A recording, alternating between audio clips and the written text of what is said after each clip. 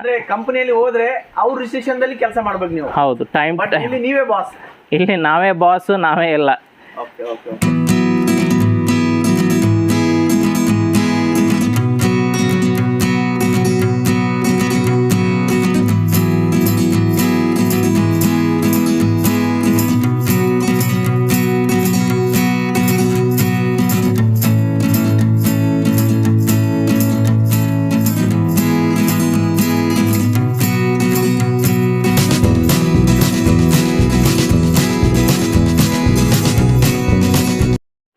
Sir ನಮಸ್ಕಾರ. Sir ನಮಸ್ಕಾರ. ಹೇಗಿದ್ದೀರಿ ಸರ್? ನಾನು ಚೆನ್ನಾಗಿದ್ದೀನಿ ಸರ್. ಖುಷಿ ಅನ್ಸಿತ್ತು ಸರ್ ನಿಮ್ಮನ್ನ ಹುಡ್ಕೊಂಡ್ ಬಂದ್ಗೇಶ್ ನನಗೆ. ನನಗೂ ಒಳ್ಳೇದು ಅನ್ನಿಸ್ತು ನೀವು ನನ್ಗೆ ಹುಡ್ಕೊಂಡು ಬಂದ್ರಿ. ಹಾಂ ಸರ್, ಯಾಕಂತಂದ್ರೆ ನೀವು ವೃತ್ತಿಯಲ್ಲಿ MBA ಪದವೀಧರರು. ಅಂದರೆ ಈಗಾಗಲೇ ನೀವು ಬೆಂಗಳೂರಲ್ಲಿ ಕಂಪನಿಯಲ್ಲಿ ಕೆಲಸ ಮಾಡಿ ಅದೆಲ್ಲ ಕ್ವಿಟ್ ಮಾಡಿ ಬಂದು ಈ ಥರ ಎಲ್ಲ ಅಂದರೆ ಬೀಟಲ್ ಪ್ಯೂರ್ ಪಂಜಾಬ್ ತಳಿ ಬೀಟಲ್ ತಳಿ ಸಾಕಾಣಿಕೆ ಮಾಡ್ತಾ ಇದ್ದೀರಾ. ಸುಮಾರು ಒಂದು 5 ವರ್ಷದಿಂದ ಸಾಕಾಣಿಕೆ ಮಾಡ್ತಾ ಇದ್ದೀರಾ ಅಂತ ಕೇಳ್ಪಟ್ಟೆ. ಬಟ್ ಅದ್ರ ವಿಶೇಷತೆ ಏನು, ನಿಮ್ಮ ಜರ್ನಿ ಯಾವ ಥರ ಇದೆ, ನೀವು 40,000 ರೂಪಾಯಿ ಜಾಬನ್ನು ಯಾವ ಥರ ಕ್ವಿಟ್ ಮಾಡಿ ಬಂದಿದ್ದೀರಿ, ನಮ್ಮ ಜನರಿಗೆ ಅಂದರೆ ನಮ್ಮ ಯುವಕರಿಗೆ ಏನಾದರೂ ಮಾಡ್ಬೇಕಂತ ಅನ್ಕೊಳ್ಳೋರಿಗೆ ಯಾವ ಥರ ಒಂದು ಸಕ್ಸಸ್ಫುಲ್ ಜರ್ನಿ ಬಗ್ಗೆ ಎಲ್ಲ ತಿಳಿಸ್ಕೊಡಂತೀರಿ ಸರ್. ಅದನ್ನು ನಿಮ್ಮದೊಂದು ಪರಿಚಯ ಜೊತೆಗೆ ನಮ್ಮ ಸಬ್ಸ್ಕ್ರೈಬರ್ದರಿಗೆ ಒಂದು ಮಾಹಿತಿ ಹೇಳಂತೀರಿ ಸರ್. ಸ್ನೇಹಿತರೆ ನಮಸ್ಕಾರ, ಹೇಗಿದ್ರೆ ಎಲ್ಲರೂ? ನಾನು ಅಬ್ದುಲ್ ಮಾತಾಡ್ತಾ ಇದ್ದೀನಿ, ನಮ್ಮ ಯೂಟ್ಯೂಬ್ ಚಾನಲ್ಗೆ ಸ್ವಾಗತ. ಇವತ್ತು ನಾನೇನಂತಂದ್ರೆ ಬಿಜಾಪುರ ಜಿಲ್ಲೆಗೆ ಬಂದಿದ್ದೀನಿ. ನಾನು ಸಾಯಿನಾಥ್ ಸರ್ನ ಹುಡ್ಕೊಂಡ್ ಬಂದಿದ್ದೀನಿ.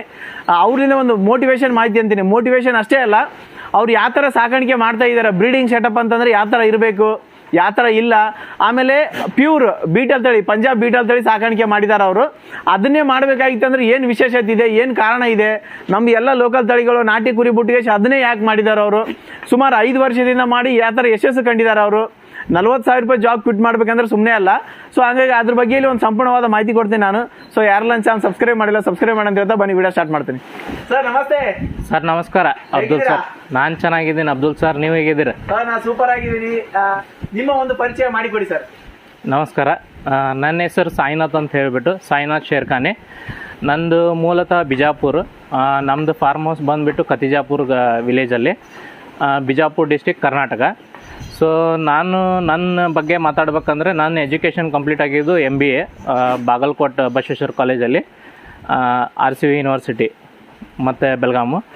ಆಮೇಲೆ ಅದರ ನಂತರ ನಾನು MBA ಮುಗಿದ ತಕ್ಷಣ ನಾನು ಟೈಮ್ಸ್ ಆಫ್ ಇಂಡಿಯಲ್ಲಿ ವರ್ಕ್ ಮಾಡಿದೆ ಆ್ಯಸ್ ಎ ಅಕೌಂಟ್ ಮ್ಯಾನೇಜರ್ 2 ವರ್ಷ.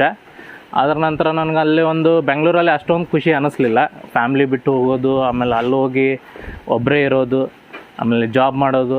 ತಾತ್ಪೂರ್ತಿಗೆ ಅಲ್ಲಿ ಎಂಜಾಯ್ಮೆಂಟ್ ಆಗುತ್ತೆ, ಬಟ್ ಆ ಸ್ಯಾಟಿಸ್ಫ್ಯಾಕ್ಷನ್ ಅನ್ನೋದು ಏನಿರುತ್ತಲ್ಲ ಅದು ಇಲ್ಲ ಅಲ್ಲಿ ಬೆಂಗಳೂರಲ್ಲಿ.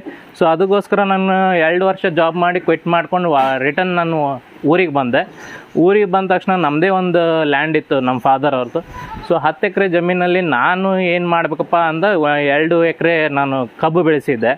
ಸೊ ಅದು ಬಂದುಬಿಟ್ಟು ವರ್ಷದ ಆದಾಯ ಆಯಿತು. ಸೊ ಆವಾಗ ನಾನು ವಿಚಾರ ಮಾಡಿದಾಗ ಏನು ಮಾಡಬೇಕಪ್ಪ ಅಂದ ತಕ್ಷಣ ನನ್ನ ತಲೆಯಲ್ಲಿ ಬಂದಿದ್ದು ಯೂಟ್ಯೂಬ್ ಅದು ಸರ್ಚ್ ಮಾಡಿದಾಗ ಕುರಿ ಸಾಕಾಣಿಕೆ ಮಾಡ್ಬೇಕಂತೇಳಿ ನಾನು ಸ್ಟಾರ್ಟ್ ಮಾಡಿದೆ. ಸೊ ಫಸ್ಟ್ ನಾಟಿನಿಂದ ಸ್ಟಾರ್ಟ್ ಮಾಡಿದೆ ನಾನು. ನಾಟಿಯಲ್ಲಿ ನನಗೆ ಅಷ್ಟೊಂದು ಲಾಭದಾಯಕ ಅನ್ನಿಸ್ಲಿಲ್ಲ. ಯಾಕಪ್ಪ, ಇವತ್ತು ನಾನು ಸಾಕ್ತಾ ಇರೋದು ಪಂಜಾಬ್ ಬಿಟಲ್ ಬ್ರೀಡನ್ನು ಸಾಕ್ತಾಯಿದ್ದೀನಿ. ಅದಕ್ಕೆ ಏನು ಡಿಫ್ರೆನ್ಸಪ್ಪ ಅಂದರೆ, ನಾಟಿ ಬಂದುಬಿಟ್ಟು ವೇಟ್ಗೆ ಏನು ಅಷ್ಟೊಂದು ಆಗೋಲ್ಲ. ಬಟ್ ನಮ್ಮ ಉತ್ತರ ಕರ್ನಾಟಕ ಜನ ಆಗಲಿ ಅಥವಾ ಕರ್ನಾಟಕದಲ್ಲಿ ಮೀಟ್ ಪರ್ಪಸ್ ಮಾಡೋದು ನಾಟಿನೇ. ಸೊ ಬಟ್ ನಾವು ಮೀಟ್ ಪರ್ಪಸ್ ಮಾಡ್ತಾ ಇಲ್ಲ, ಇಲ್ಲಿ ಮಾಡ್ತಾ ಇರೋದು ಬರೀ ನಾವು ಬ್ರೀಡಿಂಗ್ ಪರ್ಪಸ್. ಸೊ ಎಲ್ಲ ರೈತರು ಈ ಬಿಟಲನ್ನು ನೋಡಿದ ತಕ್ಷಣ ನಮ್ಮ ಹತ್ರನೂ ಬಿಟಲ್ ಇರಬೇಕು ಅನ್ನೋದು ಅವ್ರಿಗೆ ಒಂದು ಆಸೆ ಹುಟ್ಟುತ್ತೆ. ಇವಾಗ ನೀವು ಬ್ರೀಡರ್ ನೋಡ್ಬೋದು, ನಂದು ಬ್ರೀಡರ್ ಆಗಲಿ ಆಡುಗಳನ್ನು ನೋಡಿದರೆ ಅದರಿಂದ ಎಲ್ಲರಿಗೂ ಒಳ್ಳೆ ಒಂದು ನನ್ನ ಹತ್ರನೂ ಒಂದು 2 ಮರಿ ಆದರೂ ಅಟ್ಲೀಸ್ಟ್ ಇರಬೇಕು ಅನ್ನೋದು ಒಂದು ಮೋಟಿವೇಟ್ ಆಗುತ್ತೆ ಅವ್ರಿಗೆ. ಸರ್ ಈಗ ಬೀಟಲ್ ತಳಿ ಅಂತಂದ್ರೆ ಅದನ್ನೇ ಸಾಕಾಣಿಕೆ ಮಾಡ್ಬೇಕು, ಬೀಟಲ್ಲೇ ಮಾಡ್ಬೇಕು, ಅದು ಪಂಜಾಬ್ ತಳಿ. ಆಮೇಲೆ ನಮ್ ಜನರಂತರ ಆಕಳ ತಳಿ ಎಲ್ಲ ನಮ್ ಕಡೆ ಹೊಂದ್ಕೊಳ್ಳಲ್ಲ ಅಂತಾರೆ, ನಮ್ ಬಿಜಾಪುರ್ ಸೈಡ್ ಎಲ್ಲ. ಸೊ ಹೆಂಗಿದೆ ಸರ್, ತಂದ ಮೇಲೆ ಯಾವ ತರ ನೀವೆಲ್ಲ ಯಾವ ತರ ಆಯ್ತು ಸರ್? ಫಸ್ಟ್ ಸ್ಟಾರ್ಟಿಂಗ್ ತಂದ್ರೆ ಯಾವ ತರ ಏನಾದ್ರು ತೊಂದರೆ ಅನ್ಭವಿಸಿದ್ರ?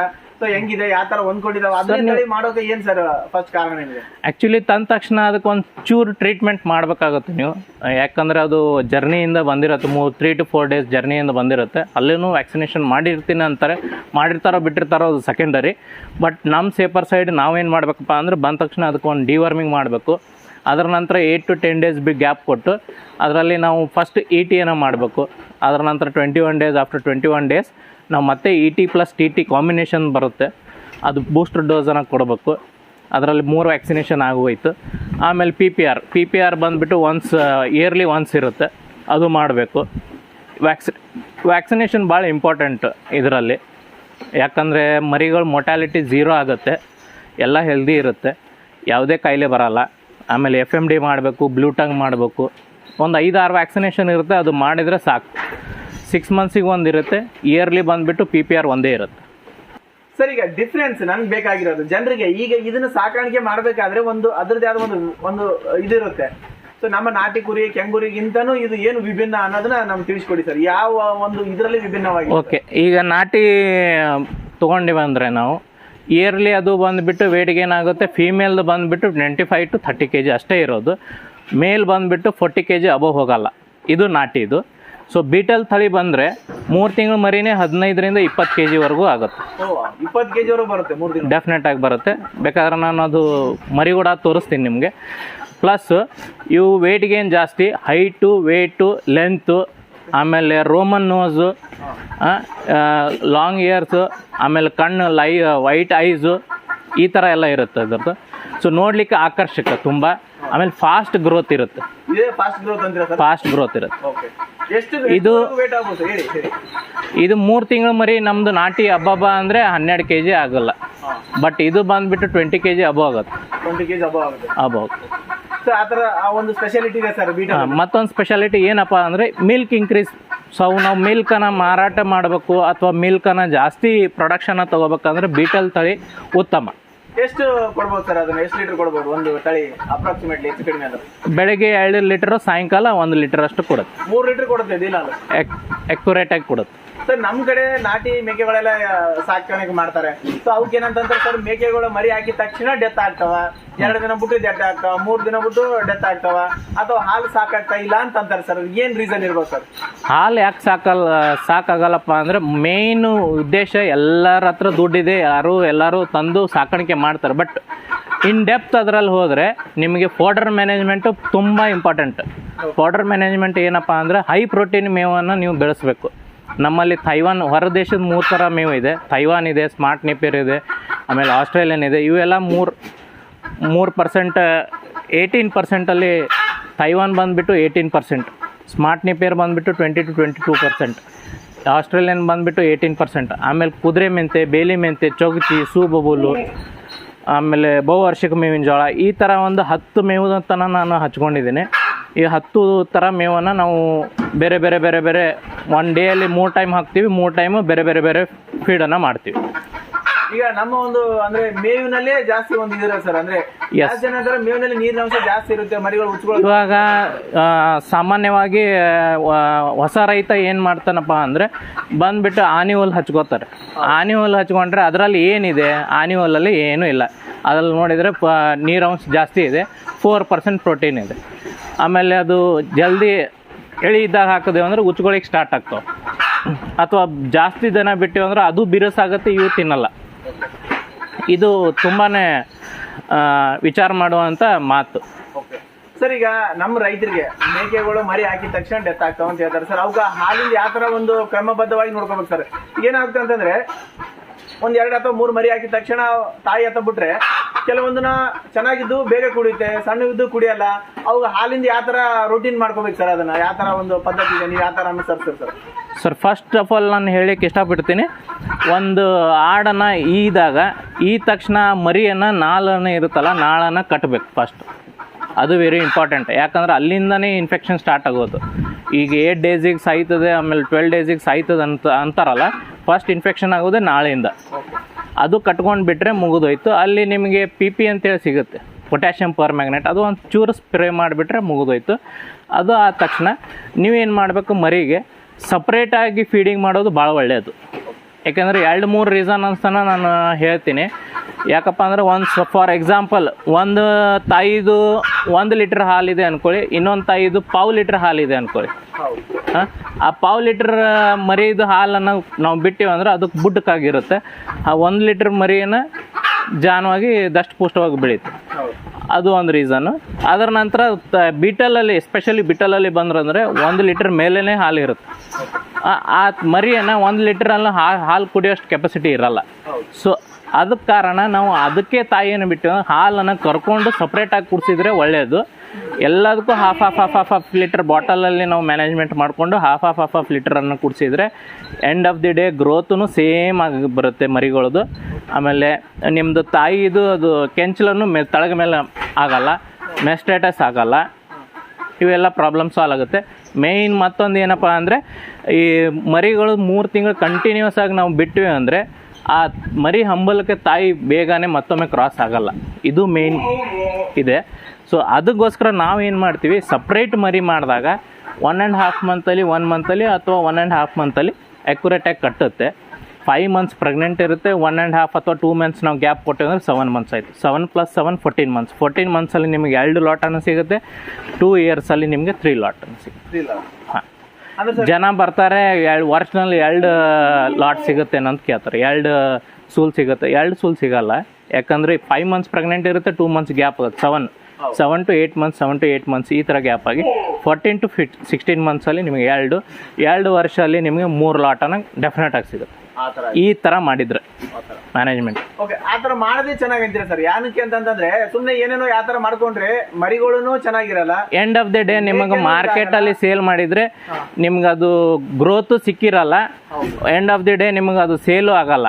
ಇವತ್ತೊಂದು ಮರಿ ಮಾರ್ದೆ, ನಾಳೆ ಒಂದು ಮರಿ ಮಾರ್ದೆ, ಅದು ಗ್ರೋತ್ ಆಗೋವರೆಗೂ ನಾನು ನಿಲ್ಬೇಕು. ಇವತ್ತು 3 ಮಂತ್ಸ್ ಆದ್ರೂ ನಾನು ಮರಿ ಮಾರ್ತಾ ಇಲ್ಲ ಅಂತ ಎದಕ್ಕೆ ಅನ್ಕೋತೀರ ಅಂದರೆ ಇದೇ ಮೇನ್ ರೀಸನ್.